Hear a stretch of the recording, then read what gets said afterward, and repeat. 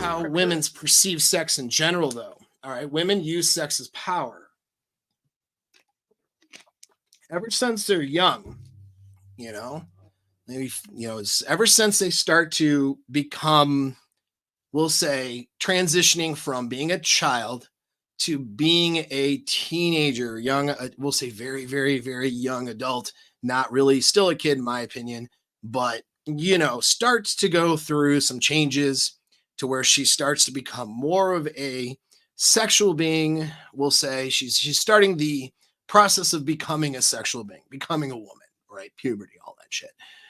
Little boys, and hopefully that's all it is, but we know, unfortunately, grown people too, unfortunately, you got to protect your daughters, guys, see her as a sex object, right? Women are seen as sex objects early on and first, okay? So that's how they, perceive themselves, but that's also how, everyone perceives them, including their girlfriends, including their social circles. It's not just dirty men doing it, right? It's also women, okay? It's everybody sees a woman as a sexual being, oftentimes before they see her as anything else, okay? It's not a statement, a social, a social justice statement to say that or anything like we need to stop this. It's like it just is. Okay. I'm not here to say it's right or wrong. Okay. It just is what it is. And you're not going to stop anytime soon. I mean, for the individual woman, if she wants to be seen as more than that, then she needs to do more and be more.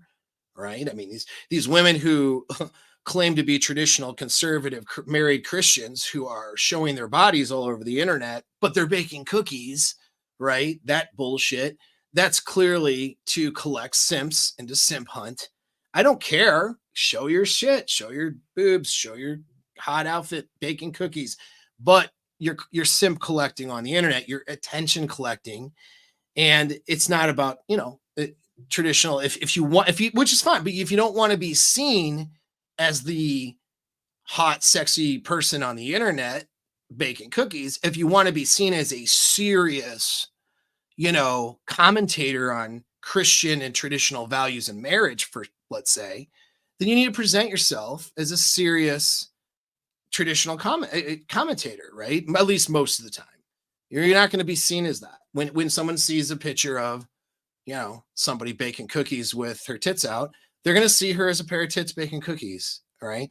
If she's not doing that and making smart commentary and presenting herself that way, well, maybe people will see you different. So the answer for women, if you don't want to be seen as sex object, is just to be different. All right. It's not that hard. You have to do it though. Nobody's going to do it for you. But that being said, though, that's how they learn. They learn this when they're younger. And so what that means is as sexual objects, they learn that sex is a form of power for them. In fact, sex is one of the most, their sexuality in general, being sexy and sex is the most amount of power that they tend to have, right, in the world. Unless they are, a Pulitzer Prize winner, you know what I mean? Which is not a high percentage of people. That one of the biggest sources of power she has is her sexuality. And so she learns, and remember, think of the pragmatic nature of how women operate and how their desire operates. She learns that sex is a tool for power as well as something that feels good for her, as well as something that, whatever, all of the things that sex means to her, sex is also a tool to have power over herself, over her relationship, social power, power of others. This is why, from like a feminist perspective, it's exploring your sexuality, meaning sleeping with a bunch of dudes and and not having any consequences, which we know there are consequences, but that whole idea comes from the idea, is that sex makes you powerful. You know what I mean? And it does. Sex is a form of power for women, and it can be a form of power for men too, but those men have to be attractive and know how to do it and use it, right? But for women, it's an automatic form of power. And the younger they, I say younger as adults, meaning, we'll start the cutoff at 21 because that's where I cut it off for myself. But, 21, 22, 23, 24, she's going to have more power with her sexuality and in general than she will, let's say, at 40. All right. But that doesn't mean a 40-year-old woman doesn't have sexual power. She can have a lot of sexual power, right? And so women just learn this as a paradigm. And so what happens is now they bring this paradigm of sex gives me power. And here's the important thing. Sex not only gives them power, but sex is something that they give or take away as a form of power. If they give sex, even though they enjoy it, what is involved when a woman's giving sex to somebody?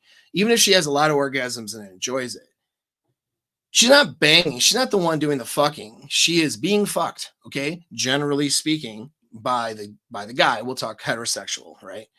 And so, like, by being the fucky rather than the fucker, right?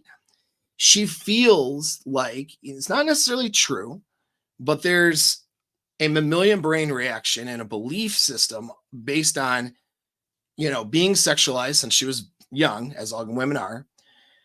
It's a feeling or understanding that, okay, I'm giving up power by having sex, right? If I have sex with this person, to some degree, I'm giving up power. See, it's the anticipation and the kind of the withholding and of it's the guy pursuing her for her sex in the relationship that gives her the power. Once she gives the sex, she loses the power. Well, what about all these women giving one night stands and this and that and the other? Well, yeah, exactly. They're giving away the the milk before the cow. That's been, that little analogy.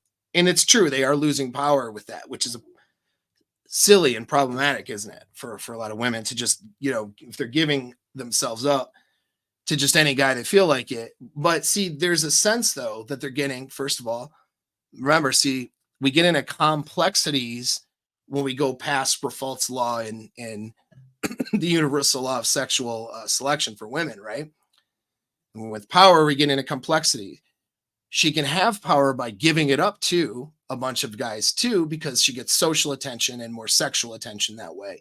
If she's in what you see oftentimes, women who do that are women who perceive themselves as less attractive. You know what I mean? So it's women who perceive themselves as not as attractive as, let's say, a 9 or a 10. Let's say she perceives herself as a 7. She'll give up sex more to compete with that 9 or 10. See, she's using sex for power.